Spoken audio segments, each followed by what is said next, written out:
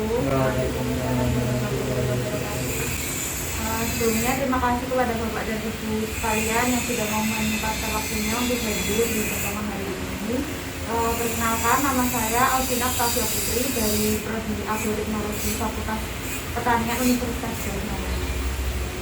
Jadi di pertemuan kali ini saya akan membahas mengenai budidaya tanaman jagung manis. Nah, di pembahasan kali ini saya akan memberikan 5 pokok bahasan, yaitu yang pertama mengenai karakteristik pertumbuhan jagung manis, pengolahan tanah, pengendalian hama dan penyakit, pemupukan, dan juga proses panen. Nah, jadi yang pertama ada karakteristik pertumbuhan jagung manis. Nah, jagung manis ini dapat ditanam di daerah dataran rendah dan juga dataran tinggi hingga ketinggian mencapai 900 meter di atas permukaan air laut. Lalu ideal untuk pertumbuhan jagung manis sendiri adalah dari kisaran 21 hingga 30 derajat Celcius. Nah, tanah yang baik untuk ditanami tanaman jagung manis ini adalah tanah yang subur dan juga gembur dengan pH antara 5 sampai 6. Nah, jagung manis membutuhkan sinar matahari yang cukup banyak dan juga lahan yang tidak boleh tergenang air. Pada musim kemarau, baiknya ditanam di sawah tak ada hujan yang ada sedikit air, dan kemudian pada musim hujan baiknya ditanam di lahan yang kering. Untuk pengolahan tanahnya sendiri, yang pertama yang harus dilakukan itu adalah bersihkan areal dari rumput dan juga jerami yang tidak berguna. Lalu cangkul lahan sedalam 30 sampai 40 cm. Kemudian buat garitan dengan jarak antar garitan itu 80 hingga 90 cm. Kemudian taburkan pupuk organik. Nah, tanaman jagung membutuhkan air yang cukup untuk pertumbuhan dan juga untuk memberikan hasil produksi yang terbaik. Maka air sangat diperlukan saat penanaman. Kemudian ada pembungaan itu pada 45 hingga 55 hari, lalu pengisian biji pada 60 hingga 80 hari. Nah, perlu juga diperhatikan untuk proses drainase yang baik dan juga hindari tanaman agar tidak tergenang oleh air. Kemudian ada pemupukan. Nah, penanaman benih jagung manis dengan cara ditugal atau digarit itu dengan cara taburkan furadan di atas benih sebanyak setengah gram per lubang tanam. Kemudian taburkan NPK dengan jarak 10 cm dari biji jagung sebanyak 2 gram per lubang tanam. Nah, pada 7 sampai 15 hari setelah tanam itu dilakukan penyulaman, kemudian pemberian pupuk ZA, kemudian bila perlu semprot dengan insektisida nabati secara merata pada seluruh bagian tanaman.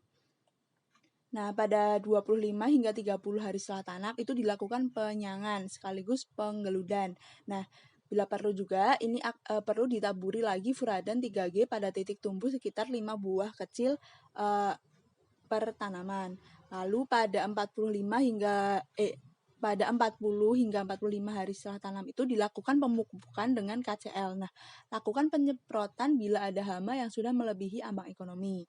Kemudian pada 50 hingga 50 hari setelah tanam itu mulai lakukan seleksi tongkol atau pohon jagung. Nah, itu lakukan penyemprotan bila perlu pada ketiak daun. Nah, juga pada saat ini tuh usahakan kebun jangan terganggu oleh pokoknya tidak boleh terganggu oleh hama karena akan mempengaruhi proses persarian.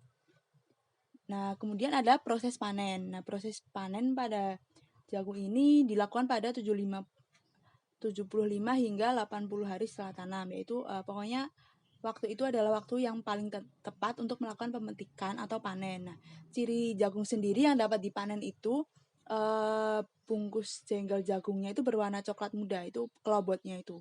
Dan juga bijinya itu kering dan menggilap. Nah, pemetikan jagung manis baiknya dilakukan pada pagi hari. Udara panas cenderung dapat mengurangi kandungan gula pada biji jagung manis itu sendiri. Kemudian, untuk mempertahankan kadar gula agar lebih lama selepas panen dari kebun harus segera dimasukkan ke ruang pendingin pada suhu sekitar 1 hingga 5 derajat Celcius. Nah, hal ini tuh akan mempertahankan kemanisan jagung itu sendiri bisa sampai 10 hari. Kemudian yang paling ideal yaitu dengan melakukan perlakuan khusus.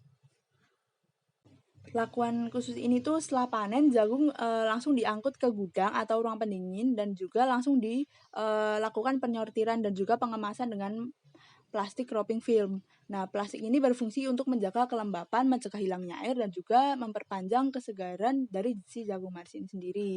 Nah, tentunya dalam proses penanaman jagung manis ini akan terdapat hama dan juga penyakit. Nah, ini saya akan menjelaskan tentang beberapa cara pengendalian hama penyakit dari tanaman jagung itu. Nah, yang pertama itu ada lalat bibit. Nah, lalat bibit ini pengendaliannya dengan cara kita bisa melakukan penanaman serentak dengan selisih waktu 10 hari.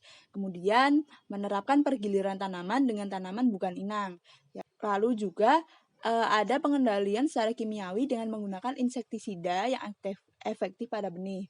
Itu misalnya Marsal 25 ST, tentunya dengan penggunaan dosis yang sesuai aturan pakai. Yang kedua ada penggerak tongkol. Nah, ini dapat dilakukan pengendalian dengan cara penerapan pergiliran tanaman, penanaman serentak, pemusnahan ulat, dan juga penyemprotan insektisida cair atau pemberian insektisida butiran pada pucuk tanaman saat tanaman berumur 4 minggu.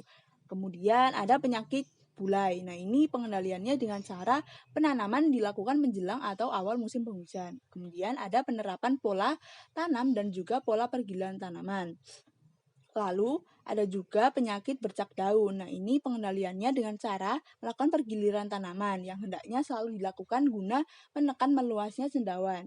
Yang kedua, pengendalian secara mekanis dapat dilakukan dengan mengatur kelembapan lahan agar kondisi lahannya itu tidak lembab.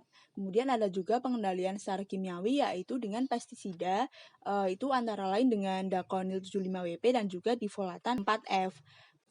Nah, jadi itu dia pembahasan terakhir saya mengenai cara pengendalian hama dan juga penyakit tanaman padi. Nah, sekian materi yang bisa saya paparkan, semoga bermanfaat bagi Bapak Ibu sekalian. Kurang lebihnya mohon maaf. Wassalamualaikum warahmatullahi wabarakatuh. Waalaikumsalam warahmatullahi wabarakatuh.